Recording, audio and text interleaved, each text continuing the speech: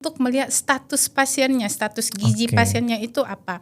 Apakah dia gizi normal, malnutrisi, obesitas kah? Kalau di rumah sakit kita ini Mas Eko, kalau dia yang bengkoang sama dengan beri, sama dengan edelweiss satu lagi. Oh ya, edelweiss. Kita bikinnya adalah prasmanan. Tapi ada beberapa memang yang bumbu tajam itu di rumah sakit itu memang kita tidak menerapkannya. Contohnya penambahan cabai. Jadi sebelum pulang, misalnya pulang jam 4. Kita pulang jam 4. Ya nunggu macet kan, biasanya kan macet. Daripada nunggunya di coffee shop, duit keluar, kalori nambah gitu. Mending nunggunya di BKT. Podcast, pojok obrolan sehat broadcast. Oke, selamat pagi semuanya. Assalamualaikum warahmatullahi wabarakatuh.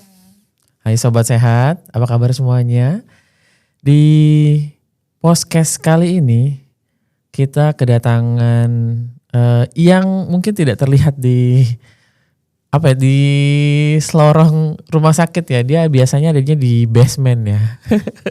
Ya, di basement. Oh iya, oke. Ini dia, saya bilangnya Mbak Devi. Nanti mungkin bisa perkenalan ya, namanya atau siapanya, terus bertugas sebagai apa. Oke, boleh kali kenalan dulu ya. Boleh dimajuin lagi biar kedengaran suaranya. Nah, Sobat Sehat. Perkenalkan, nama saya Devi Julia Hasibuan. Saya di sini sebagai nutrisionis atau lebih kenal itu dengan ahli gizi biasanya ya Mas Eko ya. Saya ahli gizi. Kalau ditanya bekerjanya berapa lama di Duren Sawit, termasuk yang sudah lama, saya bekerja kurang lebih dari 23 tahun. Di rumah sakit 23 tahun. Betul. Berarti sakit Duren Sawit. Pas 2002. 2002 benar-benar awal mula rumah sakit ini berdiri. Enggak awal-awal banget. Oh enggak. Tapi kan 2002 itu kan emang awal-awalnya rumah sakit kan berdiri ya. Jadi dari 2002 itu sudah ada di gizi. Sudah ada di gizi. Oh, nah ini bisa dia. Pindah Mas Oh Eko. belum ya, ya sih nggak bisa pindah juga sih. Nah ini yang buat Sobat Sehat semua, kenapa kita datengin ahli gizi di sini, karena kita juga lagi memperingati Hari Gizi. Kemarin kita udah kegiatan di luar ya, sosialisasi ke sekolah mulai dari SD, SMP, SMA. Nah itu teman-teman dari Rumah Sakit Duren Sawit, ahli gizinya turun semua tuh untuk sosialisasi, untuk edukasi ya. Nah di luar dari itu kita kan punya pelayanan makan di rumah sakit ya, maksudnya makan. Dan dulu tuh kita masih pesen atau ada pihak ketiga. Nah sekarang kita udah bisa masak sendiri dan ini salah satu orang yang bertanggung jawab terhadap gizinya rumah sakit. Gizinya pasien di rumah sakit dan karyawan ya. Karyawan juga kita kasih ya. Oke. Nah sebenarnya peran ahli gizi di rumah sakit Duren Sawit itu selain memberikan makanan untuk pasien apa aja sih, Mbak Devi? Kalau orang awam lihatnya ahli gizi itu udah makan aja gitu. Iya, makan aja kan. Saya juga taunya makan aja sih. Sebenarnya peran ahli gizi itu di rumah sakit sebenarnya bukan hanya Duren Sawit ya. Setiap rumah sakit itu peran ahli gizi itu sebenarnya sangat penting. Apa itu? Ya, jadi ahli gizi itu di samping dia itu menyediakan makanan, ahli gizi itu ada namanya asesmen pasien. Asesmen? Pasien. Oh, ya. Di asesmen juga? Di asesmen juga. Apa aja jadi bukan tuh? cuma dokter ya asesmen. Ahli gizi itu asesmen. Jadi pasien baru datang, kita lihat dulu tuh statusnya. Karena ahli gizi kan punya link untuk melihat status pasien. Kita lihat dulu di situ. Diagnosa dokter yang menerimanya apa? Bisa. Terus kita melihat itu hasil laboratoriumnya seperti apa. Oh, sampai di hasil laboratorium. Ya, juga. hasil laboratoriumnya seperti apa. Terus adakah dia alergi, ada pantangan kah gitu. Nah, setelah selesai kita lihat di statusnya, baru kita masuk nih ke ruangan. Nah, di ruangan apa aja yang dilakukan ahli gizi? Banyak. Yang pertama dia melakukan yang namanya antropometri. Ya, antropometri ini meliputi pengukuran tinggi badan, berat badan. Kalau dia tidak bisa berdiri, kita ukur LLA-nya. Gunanya buat apa? Itu gunanya untuk melihat status gizi pasiennya. Oke, yang sampai diukur-ukur ini ya, Betul, tangan itu lingkar ya? lengan atas Soalnya saya pernah kayak gitu. diukur. Tinggi badan, berat badannya diukur. Oke, Gunanya oke. buat apa Mas Eko? Itu gunanya adalah untuk melihat status pasiennya, status gizi Oke. pasiennya itu apa. Apakah dia gizi normal, malnutrisi, obesitas kah gitu. Jadi semuanya kita lihat. Nah, setelah itu kita melakukan yang namanya food recall. Food recall Oke. itu apa? Jadi kita bertanya nih sama pasiennya. Hmm. Kalau misalnya kita ketemu dengan pasien yang obesitas, kita tanya, kebiasaan makan dia seperti apa sih? Oh, yang sebelum-sebelumnya itu. Iya, Oke, gitu. oke. Kenapa harus perlu? Biar kita tahu dia nih Kesukaannya atau mungkin sering pola dimakan? makannya seperti Oke. apa, gitu kan? Nah, setelah kita tahu pola makannya seperti apa, terus terus apa penyakit penyertanya, kan obesitas bisa dengan hipertensi. Oke. Nah, iya. terus obesitas itu bisa dengan penyakit gula. Oh, ada diabetesnya. Ya, nah di sini kita lihat polanya apa sih yang membuat dia sampai obesitas gitu. Nah, gunanya food recall ini adalah bagaimana nanti kita menentukan dietnya dia. Jadi misalnya gini, pasien itu biasa makan dengan 2.500 kalori. Oke, oke. Terus tiba-tiba nanti karena dia obesitas, ya udahlah kasih aja 1.000 kalori gitu. Nangis pasiennya. Iya, lapar Kenapa? terus Karena kayaknya. langsung terjun dari Oh, 2.500 sampai 1.000 1.000. enggak. Jadi kita berikan secara bertahap. Itulah gunanya kita melihat yang namanya food recall-nya. Oh. Gitu. Panjang kan? Panjang Belum sebenarnya. nyampe nih. Oh, belum nyampe ujung ya, belum nyampe ke pasien. Setelah itu baru kita menentukan, baru kita lihat nih. Pasiennya ada mual kah? Ah, Giginya lengkap kah? sampai Iya. giginya juga. Lah, kita kan tidak bisa memberikan pasien itu makan ayam bumbu kuning lengkap dengan tulangnya padahal giginya Giginya nggak enggak, ada. iya. Iya juga. Asupannya nanti tidak tercapai. Tujuan kita nggak tercapai. Padahal tujuannya adalah untuk mencapai gizi yang optimal dia di situ gitu loh. Dan itu dilakukan di setiap pasien. Di setiap pasien. Terutama pasien baru itu wajib dilakukan. Oh, jadi banyak ya. Banyak. Aku mikirinnya malah didatengin satu-satu, di asesmen yang tadi Mbak Iya. Devi bilang Iya. sampai sebegitunya, sampai giginya pun di itu. Dan Iya. dan itu gimana lagi? Nah, setelah itu baru kita lihat nih, ternyata baru kita tanya lagi pasiennya, bisa makan nasi? Kalau dia bilang saya mual, boleh nggak apa pilihannya? Biasanya kita pilihan kalau di secara umum itu adalah nasi atau kita singkat dengan NB. Terus ada nasi tim, Oh, nasi tim, ada ML atau bubur, bubur. bisa dengan ML campur, bisa dengan bubur sumsum. Oh, bubur sumsum. Tapi kalau dia misalnya punya kebiasaan, saya biasanya kalau pagi itu makan roti, kita siapkan roti. Oh, ada juga ya. Ya. Jadi kita memenuhi gizi pasien itu, berusaha untuk memenuhi gizi pasiennya. Gitu. Nah dari situ baru kita order ke gizi yang melayani MSPM atau pelayanan makanan. Nah kita rubah di bukunya.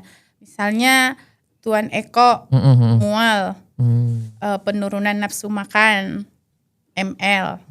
Nah berapa kalori nanti kita hitung berdasarkan antropometri yang tadi. Yang tadi yang dihitung Iya, ukur-ukur itu ya, yang di betul. meter-meterinnya. Nah habis itu baru pemantauan berikutnya adalah kalau dia normal kita akan pantau 7 hari. Tapi kalau dia normal dengan penurunan nafsu makan, dengan rata-rata makannya hanya setengah porsi, kita akan pantau per 2 hari. Oh, jadi sisa makanan pun harusnya dilihat dong, Iya, setiap betul. pasien. Betul. Oh, dan itu kalau misalnya nggak habis berarti ada indikasi-indikasi lain. Iya, kalau misalnya tidak habis, kita datang nih, misalnya makan paginya tidak habis, siangnya kita cek lagi ternyata tidak habis. Nah, untuk ahli gizi yang dinas siang dia akan samperin nih pasien. Oh, Ibu kenapa oke. makanannya nggak habis? Tadi pagi nggak habis, yang ini juga nggak habis. Iya, saya Boleh ikutin tiba-tiba lagi, Mbak? dibilang, iya saya tiba-tiba nafsu makan saya nggak nafsu makan, saya mual, saya ini gitu. Nah kita baru tanya lagi, ibu mau nggak coba dengan bubur sumsum dulu? Oh, Gitu ditawarkan. misalnya, gitu Oke. kan? Oh boleh gitu. Ya udah kita kasih bubur sumsumnya dulu. Gitu. Aduh. Jadi ngerasa ternyata makanan yang disajikan pasien itu punya kompleksitas di belakangnya. Oh iya. Dengan asesmen-asesmen yang tadi. Betul. dengan perhatian-perhatian yang kalau misalnya makanan yang nggak habis ternyata disamperin sama ahli gizinya. Jadi tidak sesederhana makanannya datang, Gitu ya. letakin, persilakan makan ibu, nggak sesederhana itu untuk menentukan isinya. Oke, tapi pasien itu pasti akan beda menunya atau memang bisa disamakan semua atau gimana sih? Secara menu ya maksudnya. Sebenarnya kalau kita di rumah sakit itu setiap pasien itu kita namakan asuhan gizi individu. Seperti tadi Mas Eko. Iya. Tidak akan bisa sama dengan kita melakukan antropometri, tidak akan bisa sama dengan dia dengan gizi lebih, akan sama dietnya dengan gizi kurang. Akan sama dietnya misalnya dengan yang malnutrisi. Pasti akan berbeda. Pasti akan berbeda ya.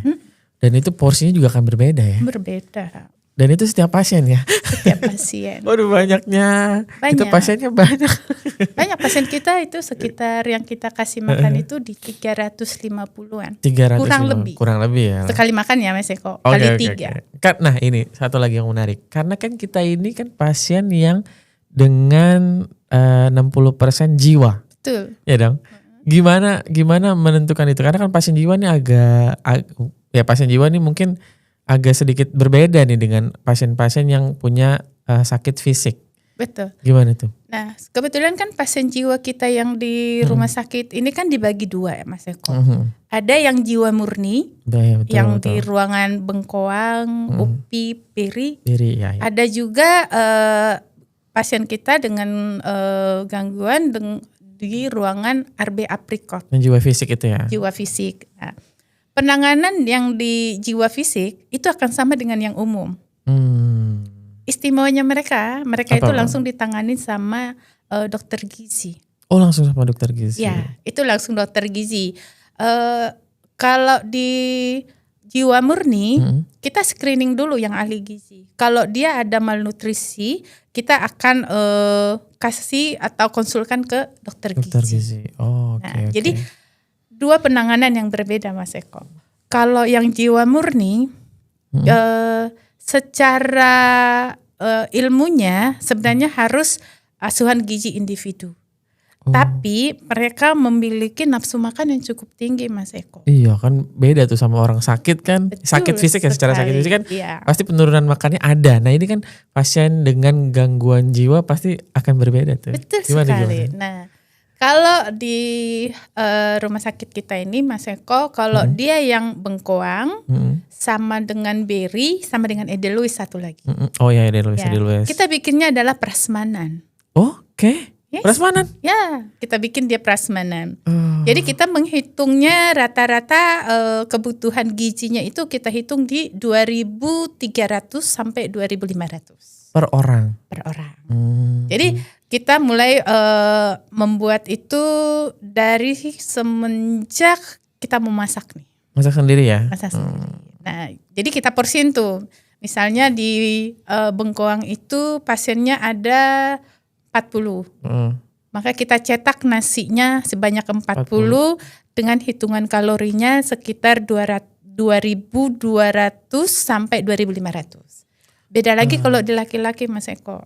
Kita pastikan dia 2.500. Oh, karena mungkin ya ketika maksudnya ketika makannya kenyang dia juga akan jauh lebih tenang gitu gak sih? Secara normal pun dan secara ilmunya pun kebutuhan gizi laki-laki itu memang lebih tinggi dari perempuan. Oke. Jadi makanya kita membedainya di sana. Gitu. Jadi mereka nanti akan berbaris ngambil sendiri Mas Eko. Udah pernah lihat belum? Udah sih sebenarnya. Cuman kan mungkin yang sobat sehat ini belum tahu nih kan. Iya sobat. Serunya di situ Mas Eko. Serunya ya. Aduh, menarik sih. Dia juga diajarkan untuk bagaimana berbaris dengan tenang, terus mau ngambil makanan dan sebagainya. Mengambil makanan sesuai dengan jatahnya. Porsinya. Gitu. Tapi sebenarnya bagaimana teman-teman di gizi ini memastikan menunjang penyembuhan pasien mulai dari sisi makanannya, itu bagaimana menerapkan itu? Sama seperti yang tadi. Jadi ada yang namanya kita melakukan evaluasi makan pasien. Selalu dievaluasi? Selalu dievaluasi. Yang tadi 2 hari sampai 7 hari yang itu? Betul. Kalau dia dengan malnutrisi, kita pasti melakukan evaluasi itu per 2 hari. Oke. Dan bukan cuma ahli gizi yang melakukannya, dokter gizinya juga ikut. Oh, oke. Jadi kalau dia pasiennya dengan kekurangan gizi atau sering kita sebut dengan malnutrisi, dia pasti diberikan makanan tambahan dikasih atau tambah. suplemen tambahan gitu. Bentuknya makanan juga. Enggak, biasanya atau kita biasanya? memberikannya dengan formula cair. Oh, formula cair. Jadi sebenarnya terapi untuk gizi itu bisa disamakan sama dengan terapi obat sebenarnya. Iya. Kita memberikan formula cairnya, dilihat tuh kalau dia malnutrisi biasanya dokter gizinya akan memberikan 2 kali. Nah 2 kali berapanya ini kita melihat dari bagaimana dia bisa menghabiskannya. Jadi kita nggak mungkin memberikan dia langsung 200 mili, padahal 150 aja dia nggak Nggak habis habis, gitu, oke. sayang. Jadi inilah yang selalu kita pantau per 2 hari dengan ahli gizinya, dengan dokter gizinya. Nah, kalau saya menarik, maksudnya stereotip makanan di rumah sakit ini apa namanya terasa hambar gitu, atau mungkin ya biasanya kita bisa makan dengan rasa yang kuat, kok di rumah sakit nih rasanya terkesannya lebih hambar. Kenapa sih begitu? Atau Ya. memang settingannya begitu atau gimana? Ya, memang kalau kita lihat rata-rata makanan rumah sakit itu banyak yang bilang hambar. Sebenarnya ini yang mau kita hilangkan image-nya Oh, oke, sebenarnya gitu. Tapi ada beberapa memang yang bumbu tajam itu di rumah sakit itu memang kita tidak menerapkannya. Contohnya penambahan cabai tidak, Oh, oke. penambahan merica tidak. Kenapa? Karena rata-rata kalau sudah masuk rumah sakit, Betul. pasti yang berurusannya adalah misalnya lagi mual, terus nafsu makan saya turun, terus saya kalau melihat makanan mual, biasanya begitu. Nah, pada dasarnya kalau kita memberikan yang berbumbu tajam, itu akan berpengaruh ke proses pencernaannya. Oh, Kan lagi nggak oke. baik-baik saja gitu. Nah, Mas itu kejawab Eko. kan jadi kan kalau misalnya di rumah sakit. Iya. Kenapa sih rasanya lebih nggak sekuat yang di Iya, jajanan luar lah ya. Betul. Ini sebenarnya banyak kita tanganin itu, apalagi sekarang kan kita banyak pasien anak ya Mas Eko ya. Anak yang suka makan atau jajan nih. Ya udah makanan itu memang sama sekali sudah tidak enak kalau di rumah sakit bawaannya. Karena apa? Dia biasa dengan berbumbu tajam gitu. Biasa dengan saus yang full. Mas Eko kalau makan bakso sausnya berapa banyak? Kebetulan saya nggak makan saus tapi sambal sih. Sambalnya berapa banyak? Ya 1 atau 1,5 lah. Nah gitu. Nah kalau tiba-tiba minta bakso di rumah sakit, kan akan berbeda ya Mas Iya, Eko ya. Walaupun kita berikan juga bakso nih misalnya. Iya. Kita berikan juga bakso. Oh, kita berikan juga. Iya, tapi kan akan berbeda. Nggak ada mericanya. Iya. Otomatis aku paham. tidak ada yang namanya kayak apa itu Mas, daging-dagingnya yang dicincang begitu kan enggak gitu. Iya. Iya, bedanya itu Mas. Oke. Jadi kita paham nih sebenarnya yang jadi pertanyaan saya selama ini. Oke. Tapi melenceng sedikit ke tadi kan bagian dari rumah sakit ya. Tadi kalau kita makan di luar ya rasanya lebih pekat lah. Tapi memang gimana sih sebenarnya kesalahan-kesalahan dari sisi ahli gizi, kesalahan-kesalahan yang dilakukan oleh masyarakat ini terkait dengan pola makan ini kayak gimana sih? Satu hal sih, Apa tuh? makan tidak sesuai kebutuhan. Makan tidak sesuai dengan kebutuhan. Tuh. Gimana tuh? Nah, contohnya gini. Gini. Secara normal, Hmm. menurut ilmunya, makan itu adalah 3 kali makan, 2 kali snack. Makan pagi, makan siang, makan sore. Nggak ada Terus makan 2 kali malam tuh ya? snacknya. 2 kali snacknya bisa di jam 9, bisa di jam 15. Nah, jam 3 sore ya. Ya. Tapi sekarang banyak kan yang berbeda. Misalnya nggak makan pagi, Oke. langsung dirubah ke jam 10. Jam 10. Itu kan sudah lapar banget kalau dari malam ya. Akhirnya makan jadi modelnya kayak balas dendam. Saya kan belum makan nih gitu. belum Akhirnya dia sarapan bisa gitu. makan berlebih Di jam 10 itu. di jam 10-nya. Nah, terus dia bisa bilang, "Oh, enggak saya enggak makan lagi. Tadi kan udah makan." Akhirnya dia makan lagi nanti di jam 2. Oke. Aduh merasa tertampar ini kayaknya nih. Ya, makan di jam 2. Jadi dia makan di jam 2 itu makanannya seketemunya. Bisa nggak makan seketemunya? Ya Iya, ya udah yang yang ini ada aja ada lah ya gitu ini ya. aja gitu. Akhirnya dia tidak memikirkan namanya gizi seimbangnya.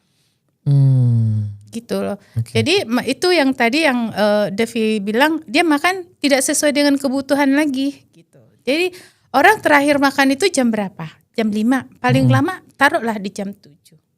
Kalau kita orang bekerja taruhlah di jam 7 gitu bisa nyampe ke rumah dengan aman gitu.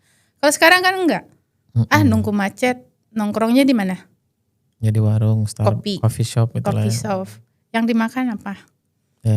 Ya cake gitu lah ya. Cake, Iya. kopi. Kok jadi kayak ngerasa tertuduh? Oke, kopi. Oke, Habis itu nyampe di rumah, yang di rumah nanya, udah makan makan belum? belum? Iya. Belum. Oke. Ya udah makan lagi. Kan sudah berbeda antara kebutuhan dan kemauan. Gitu. Jadi sebenarnya yang terjadi selama ini adalah dia tidak makan sesuai dengan kebutuhannya. Oh karena tidak sesuai dengan kebutuhannya jadi akhirnya kacau lah itu. Oh menarik ya. Jadi makanya tapi sebenarnya kebutuhan manusia secara saintis lah ya. Sehari itu butuh berapa sih? Kalau menurut ilmunya kita, kalau saya perempuan itu di sekitaran 2000 sampai 2200 kalori. Kalori, oke. Karena tadi kita tetap pegang yang tadi ya. Kalau makanan itu sesuai dengan kebutuhan individu. Jadi kebutuhan saya tidak bisa disamakan dengan kebutuhannya Mas Eko gitu. Tapi secara garis besarnya ada di situ. Ini juga dihitung dengan aktivitas Mas Eko. Jadi harus tidak beraktivitas atau memang dihitung dengan aktivitas. Kalau kita yang misalnya nih Mas Eko yang biasa duduknya di depan komputer akan berbeda kebutuhannya dengan misalnya dengan berat badan yang sama dengan Mas Eko, dengan tinggi badan yang sama dengan Mas Eko, tapi pekerjaannya adalah buruh bangunan. Itu akan berbeda. Itu akan berbeda. Karena ada perhitungan itu ada yang menambahkan aktivitas. Aktivitas pun dihitung aktivitasnya seberapa banyak yang harus kita tambahkan gitu. Jadi nggak sama kebutuhannya Mas Eko. Pada dasarnya memang tidak sama ya Tidak setiap sama. orang ya. Setiap orang tidak sama. Ya yang mungkin yang belum tahu di masyarakat adalah ternyata setiap kebutuhan itu emang dihitung dengan aktivitas juga. Betul. Nah buat saya mungkin 2100 atau 2200 cukup nih.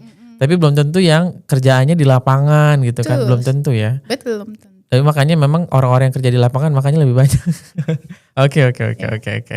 Oke, tips sederhana lah ya. Tips sederhana untuk bisa mulai menerapkan bagaimana kebutuhan itu dengan metode gizi seimbang. Gimana? Sebenarnya gizi seimbang itu dulu gizi seimbang itu disebut juga dengan makanan sehat. 4 sehat, 5 sempurna. Sekarang kita diperbaharui lagi dengan yang namanya gizi seimbang. Mempraktekkan gizi seimbang itu sebenarnya gampang Mas Eko. Ada namanya isi piringku. Oh, isi piringku. Kenapa jadi isi piringku Mas Eko? Karena yang tadi kebutuhan makan itu atau kebutuhan gizi itu berdasarkan individu kan. Nah, jadi di isi piringku itu, di situ kalau kita itu langsung dibagi Mas Eko. Nasi itu misalnya nasi itu 200 gram. Harus ada sayurannya Mas Eko. Sayuran itu sekali makan itu 100 gram. Setengah dari nasi. Ya, tapi Mas Eko jangan ditimbang. Misalnya, gua mau coba nih praktek saya timbangin tanpa kuah Mas Eko. Oh tanpa kuah. Betul, 100 gram tanpa kuah. Oh beda lagi ya. Nah, Oke. Terus harus ada yang namanya lauk hewani. Lauk hewani ada 2 Mas Eko. Ada protein hewani, ada protein nabati. Kalau dia nabati tahu atau tempe. Kalau tahu Mas Eko bisa makan 100 gram. Tahu 100 gram. Ya 100 gram itu apa sih? Kan gak mungkin bawa timbangannya. Nah 100 gram itu tahu Cina yang segini. Itu bisa dimakan sekali makan 100 gram. Beda dengan tempe. Tempe itu hanya 50 gram. Oh. 50 gram segimana sih? Nah, pernah makan pecel lele kan? Pernah. Nah, 50 gram segitu. Oh, oke. Kurang lebih gitu. Kurang lebih segitu ya. Oke. Terus harus ada apa lagi nih? Harus ada yang namanya buah. Buah, oke. Ini yang sering diabaikan. Termasuk saya juga sih. Ya, Coba gimana? buah itu kita harus makan 100 gram, tapi lihat buahnya juga ya, akan Oke. berbeda-beda gramannya. Mm-mm. Tapi setidaknya 1 buah. Oh, oke. Setidak-tidaknya 1 buah ya. Iya, makannya ya.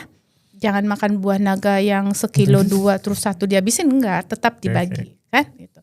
Jadi di piringku itulah isi piringku yang sebenarnya, ditambah dengan air putih 8 gelas 1 hari. Oh, oke. Nah, kalau itu bisa diterapkan Secara konsisten. secara konsisten, tidak ada lagi yang istilah yang bilang, ih kok berat badan saya naik ya gitu. Oke.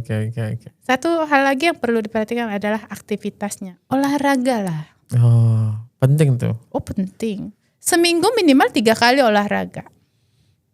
Bentuknya apa? Olahraga fisik kah atau mungkin angkat beban Nggak atau usah. apa? Jalan aja. Oh, jalan. Jalan. Oke. Jalan 45 menit sampai 60 menit. Sejam lah. Oke. PKT. Iya sih bisa. Bisa. Jadi sebelum pulang misalnya pulang jam 4. Oke. Kita pulang jam 4. Ya nunggu macet kan. Biasanya kan macet. Daripada nunggunya di coffee shop, duit keluar, kalori nambah gitu. Mending nunggunya di BKT sekaligus sambil jalan-jalan. jalan-jalan Oh, iya. gitu. Banyak manfaat kan? Cuci mata, lihat pepohonan gitu. Dapat kita dapat cuci matanya, kita dapat juga dengan sehatnya gitu Mas Udaranya Eko. juga. Sederhana kan Mas Eko? Sederhana. Nggak tapi- susah. Enggak sih, cuman emang di situ kayak banyak makan. Enggak, di sana Mas Eko pasti enggak. Oh iya. Oke. Gitu. Ini pertanyaan terakhir mungkin buat sobat sehat semua yang ada di luar sana. Harapannya Mbak Devi sebagai ahli gizi terkait dengan kemarin kita merayakan Hari Gizi Nasional apa sih? Sebenarnya kalau tema Hari Gizi Nasionalnya kan mewujudkan gizi optimal untuk Indonesia Emas 2024 ya. Betul. Nah, jadi sebenarnya harapan 2045 kali ya? 2045 Iya, ya benar. Sebenarnya kalau harapan kita sebagai ahli gizi itu bagaimana kita bisa menyelesaikan masalah gizi di Indonesia kita ini. Baik. Nah, yang di Indonesia secara keseluruhan, DKI Jakarta lah karena kita ada DKI Jakarta. Masalah gizi kita yang lagi sekarang itu adalah stunting. Oke, stunting. Jadi inilah yang mau kita perbaiki dari sekarang. Baik. Biar nanti ke depannya kita setidaknya tidak ada lagi anak-anak yang stunting atau kekurangan gizi. Oke. Terkait stunting ini juga mungkin mulai dari ibu, Betul. asupan ibu pada saat hamil. Enggak dan dari sebagainya. ibu Mas Eko, dari remaja. Dari remaja? Dari remaja. Oke. Kalau dia di remajanya anemia, sakit-sakitan, atau kelebihan berat badan secara terus-menerus gitu. Itu juga menjadi masalah yang berkelanjutan terus-terusnya. Makanya sekarang gencarnya kan di sekolah kan. Nah, kemarin kita penyuluhannya di sekolah. Betul. Karena apa? Kita memulai dari yang paling awal dulu. Oh, baik. Tuh. Jadi itu yang harus kita perbaiki ke depannya gitu loh. Harapannya itu ya. Harapannya itu. Semoga bisa tercapai di Amin. 2045. Amin. 2045. Oke. Aduh, karena sudah waktunya sepanjang ternyata. Terima kasih Mbak Devi sudah mau ditanya-tanya di podcast ini. Semoga ini jadi pelajaran juga buat sobat sehat semua dan pengetahuan juga untuk sobat sehat semua. Kayaknya kalau cari literasi udah banyak ya. Iya betul, banyak. Literasi sudah banyak ya. Jadi mungkin teman-teman kalau udah lewat melihat ini, alangkah baiknya juga dipelajari lagi bagaimana kebutuhan kita sebenarnya sehari-hari.